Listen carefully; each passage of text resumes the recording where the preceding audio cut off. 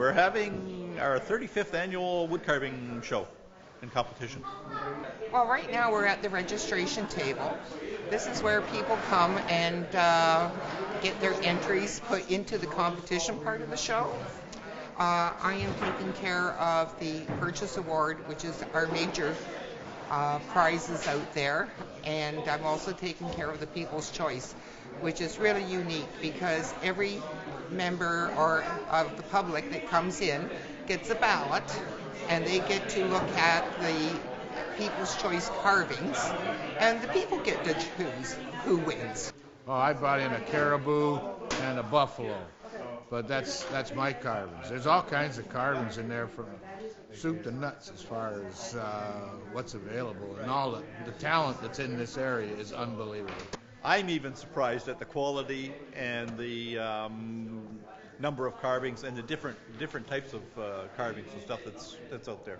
Every year it just changes so much, and this year it's no different than any other year. It's just getting better and better all the time. So, it's one of those things that's really hard to describe.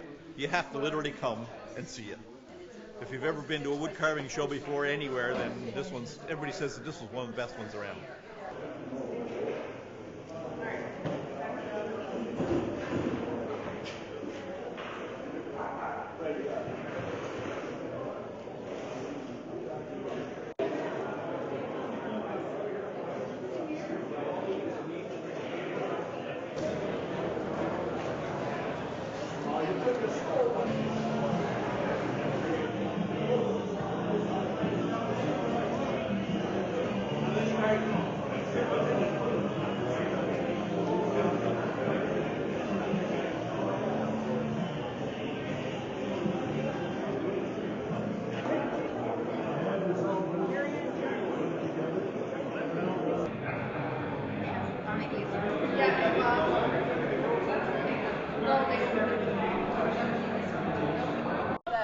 That vibe that we were at.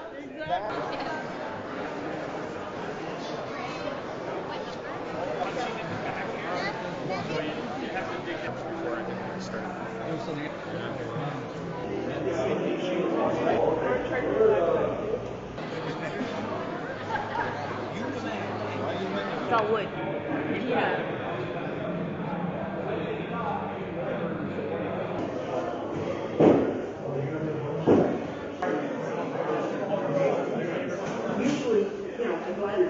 Anyway, so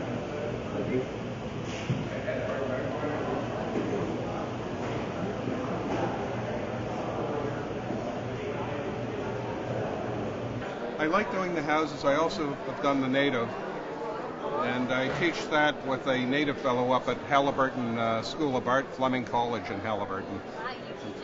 I go out to Nebraska to take courses on doing the cottonwood bark. This isn't wood, it's bark. And it comes in all kinds of different sizes. This is what it starts out like. And we take it and we turn it into these. I love your poop deck.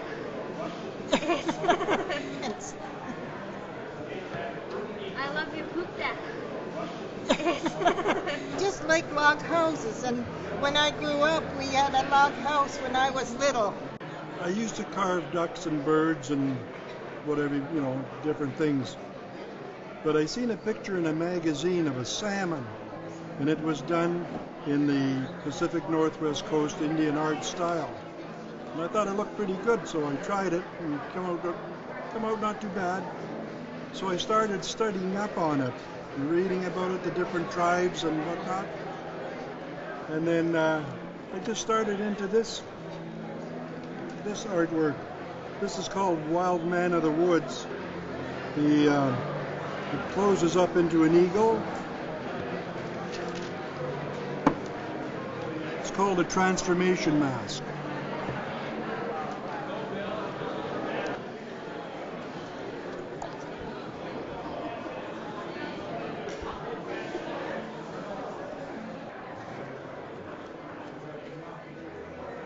Yeah, it's almost finished. I'll just be sanding him down and put a clear coat on him. Doing the registration right now, intermediate category, and also running the silent auction, trying to raise money for charities. We give money to food bank, and also help the carving club provide wood for the classes that we offer at the Heartland Forest for the kids. Sue.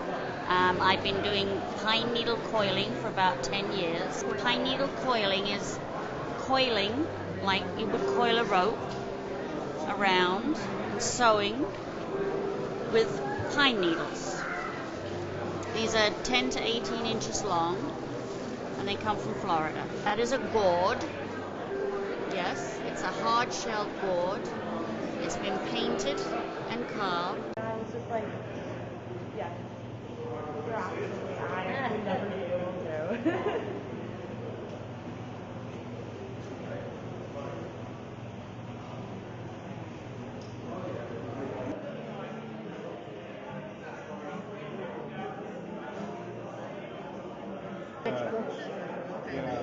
Carving Illustrated had them in there, and they're hard as that. They carve them out because they're nice and light for the tree. So then I go.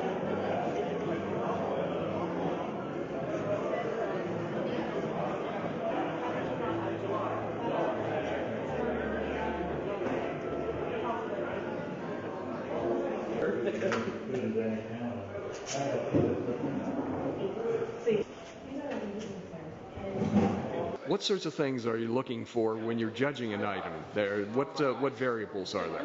Well, it depends on the item that you're judging. If it's a bird, something that has to be certain colors and certain size and that, there's that to consider. But the other part is if they're doing, say, like caricatures, for example, you're looking for a little bit of originality.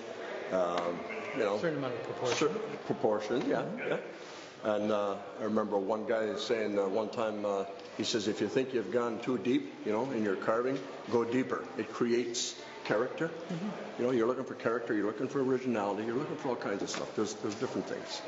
But basically, when you're doing, like, say, birds that are not usually changing from one species to another, you're looking for exactness, color. If it gets down to it, that's if you want to separate the best from almost the best, then you gotta. It's background, it's scenery. Background, scenery, habitat, all that kind of stuff. The mount, so all kinds of things to be considered. Wood burning, again, you're looking for originality. Line weight, that kind of thing. How they use shading and stuff. So. And you have to pick the piece up. You have to look at it. You have to turn it upside down and look at every little crease and everything. You have to give the guy a chance. You can't just look at it and say, yeah, that looks good, or it's not first impression is good impression, but you have to really study the piece and. Yeah, that's about it, I guess. Yeah. It's an awesome show, and we're so pleased to be at Heartland. It's just a wonderful place, and wonderful people here, and a wonderful facility. So we're very, very pleased, and everybody's coming out, and it's going to be a great show. Hi, my name is Barry Casement. I am the president of the Niagara Wood Carving Association. I live here in Welland, Ontario. I started carving when I was about 11 years old. I found a pocket knife while I was out hiking in the bush. So I picked it up and started whittling away on branches and sticks. And I started with a broom handle that I found in the house. So I'd cut about a 8 or 10 inch piece off the end of the broom handle and start whittling away and carving on it until my mom come down one day, and her broom handle is about half the length it should be. So she took that broom away from me and told me not to cut up her brooms anymore, and she gave me a hockey stick, and that was an awful lot harder to carve, so I had to learn how to sharpen a knife then. So do you have a specialty in what you like to carve? I do a lot of, the specialty that I do mostly is architectural wood carving. I do a lot of restoration, antique restoration, building restoration, furniture and so on. But I really enjoy doing some of the sculptural type work, freeform art in wood. And that's one of the pieces I have here with me.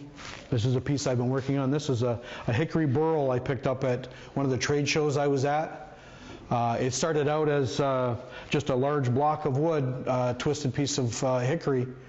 And what I did was, it had a large ant nest in this area, so I hollowed it out first to get rid of the ant nest, and that was the start of it, and then I started creating the rest of the sculpture from there. Being a piece of hickory, it is very hard and very heavy, so it's not something that most carvers would like to carve in, but with the tools that I use, it doesn't become very difficult for me.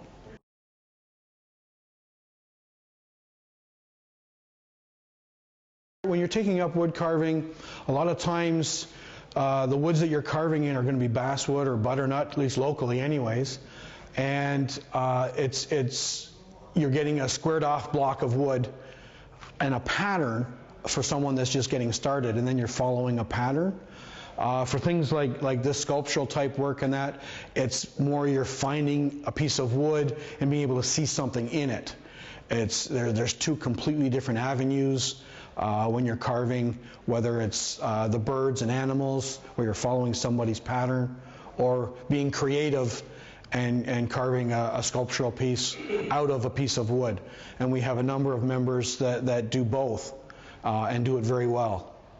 So it's and being able to bounce ideas and seeing works by other people encourages you to do more and be more creative and have more fun with it. We have a number of people, the young people that are getting started in carving now, that it's not a lot of cost involved unless you really get deep into it, but you can do a lot of carving with a minimal amount of tools.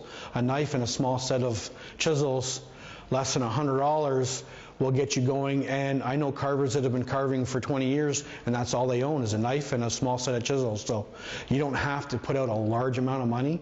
It'll depend on what you want to do, the style of carving that you're interested in.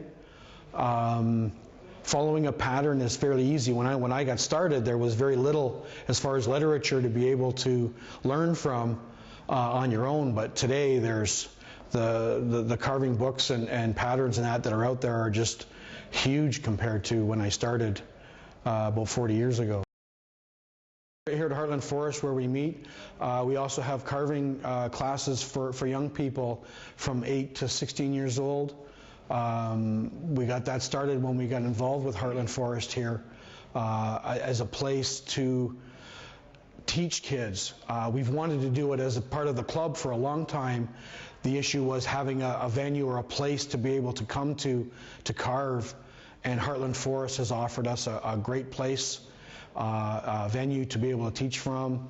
They've got a great forest and a great atmosphere here, so it's a great fit for us and for the kids to learn to carve with.